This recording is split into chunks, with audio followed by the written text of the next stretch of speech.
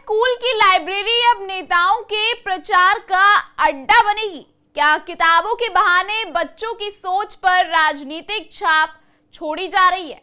पश्चिम बंगाल की मुख्यमंत्री ममता बनर्जी ने एक ऐसा फैसला लिया है जिसने शिक्षा और राजनीति की सीमाओं को धुंधला कर दिया है। अब राज्य के सरकारी स्कूलों में ममता दीदी की लिखी गई 19 किताबें अनिवार्य तौर पर पढ़ाई जाएंगी। यानी बच्चों को अब साहित्य नहीं, सीएम साहिबा और टीएमसी की विचारधारा पढ़नी होगी। सवाल उठ रहे हैं कि क्या ये शिक्षा है या फिर सत्ता का प्रचार अभियान? क्या सरकारी स्कूलों की लाइब्रेरी अब ममता बनर्जी के सेल्फ प्रमोशन का जरिया बनेगी? क्या है पूरी खबर बताते हैं आपको विस्तार से, लेकिन उससे पहले आयन भारत डिजिटल को सब्सक्राइब कर दीजिए। नमस्कार, स्वागत है आप सबका आयन भारत डिजिटल पर। मैं हूं आपके साथ तनीषा भारद्वाज। एक मुख्यमंत्री के चेहरे की ब्रांडिंग अब दीवारों से निकलकर किताबों के पन्नों में उतर चुकी है। पश्चिम बंगाल की मुख्यमंत्री ममता बनर्जी ने सरकारी स्कूलों को आदेश दिया है कि अब हर स्कूल की लाइब्रेरी में उनकी खुद की लिखी किताबें अनिवार्य रूप से रखी जाएंगी। और ये कोई 2-4 नहीं बल्कि पूरी 19 किताबें हैं जिन्हें पढ़ना अब छात्रों के सर पर दीदी ज्ञान का अनिवार्य बन चुका है। राजनीति अब शिक्षा के गलियारों में घुस चुकी है और वहां भी सिर्फ एक ही चेहरा, ममता दीदी का। पश्चिम बंगाल की शिक्षा विभाग का नया आदेश आया है और बवाल मच गया। आदेश में कहा गया कि राज्य के सरकारी और सरकारी सहायता प्राप्त स्कूलों को 536 किताबों की सूची से पुस्तकें खरीदनी होंगी। इस सूची में मुख्यमंत्री ममता बनर्जी की खुद की लिखी 19 किताबें अनिवार्य रूप से शामिल हैं। अब जरा सोचिए, एक शिक्षक क्या पढ़ाए?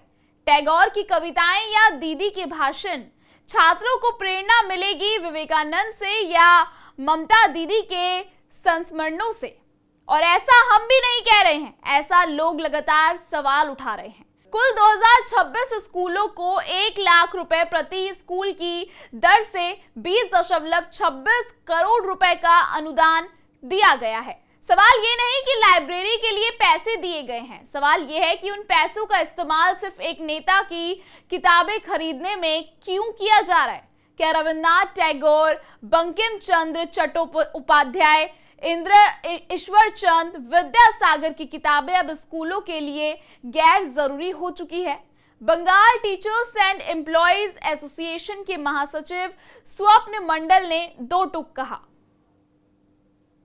यह शिक्षा नहीं तानाशाही है। उनका दावा है कि सूची में 19 नहीं बल्कि 90 से ज्यादा किताबें ममता बनर्जी की हैं, जो सीधा सीधा छात्रों की सोच पर एक राजनीतिक विचारधारा थोपने की कोशिश है। अब इस फैसले को लेकर विपक्ष ने सरकार को घेरा है। बीजेपी के प्रदेश अध्यक्ष सुकांत मजूमदार ने कहा, यही स्कूल में टॉयलेट नहीं है, किताबें समय पर नहीं पहुंचती, वहां सरकार ममता बनर्जी की किताबों पर करोड़ों फूंक रही है। यह सरकारी धन का दुरुपयोग है। ममता दीदी अपनी किताबें बाजार में बेचे तभी असली पसंद पता चले, रद्दी में बिकेंगी, वो भी भेलपूरी लपेटने के काम आएगी। इतना ही नहीं, विपक्ष के नेता शुभेंदु अधिकारी ने एक और गंभीर आरोप लगाया, ये सब सिर्फ प्रचार नहीं, ये है ब्लैक मनी को व्हाइट करने का तरीका। किताबें बिकेंगी तो ममता बनर्जी को रॉयल्टी मिलेगी, यह पीछे से चुनावी फंडिंग जुटाने की चाल है। और बात यही खत्म नहीं होती। ममता बनर्जी इससे पहले भी विवादों में रह चुकी है, जब उनकी पेंटिंग्स करोड़ों में बिकी थी और विपक्ष ने आरोप लगाया था कि ये कालाधन को वैध बनाने का तरीका है। अब सवाल यह है कि क्या सरकारी स्कूलों में छात्रों की शिक्षा से ज्यादा जरूरी हो गया है किसी नेता की छवि गढ़ना? तृणमूल कांग्रेस के नेता कृणाल घोष ने इस बार जवाब देते हुए कहा, ममता बनर्जी संघर्ष की मिसाल है, उनकी किताबें बच्चों का प्रेरणा देंगी। अगर बीजेपी वाले चाहते हैं तो अपनी किताबें लिखें, उन्हें कौन रोक रहा है?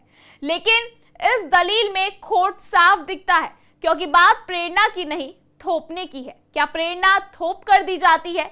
क्या किसी नेता की किताबें अनिवार्य होनी चाहिए? किताबों की दुनिया विचारों की स्वतंत्रता का प्रतीक होती है। वहां अगर नेता का विचार जबरदस्ती घुसाया जाए तो वो शिक्षा नहीं, प्रचार की तानाशाही बन जाती है। सोशल मीडिया से लेकर न्यूज चैनलों तक ये बहस तेज हो चुकी है कि क्या ममता बनर्जी खुद का चुनाव प्रचार स्कूल बच्चों को करवा रही हैं या ये सरकारी पैसों से अपना ब्रांड बनाने की साजिश है? क्या ममता दीदी अब खुद को टैगोर से बड़ा लेखक मानने लगी है? राज्य के छात्रों को चाहिए प्रेरणादायक साहित्य, अच्छी शिक्षा और भविष्य की तैयारी, ना कि किसी राजनेता की तारीफों से भरी किताबें। ममता बनर्जी का ये फैसला बताता है कि सत्ता के नशे में कैसे लोकतंत्र का चरित्र और शिक्षा का उद्देश्य धुंधला पड़ सकता है। बच्चों की सोच पर राजनीति का रंग चढ़ाना, वह भी सरकारी पैसों से, यह सिर्फ गलत नहीं, शर्मनाक है।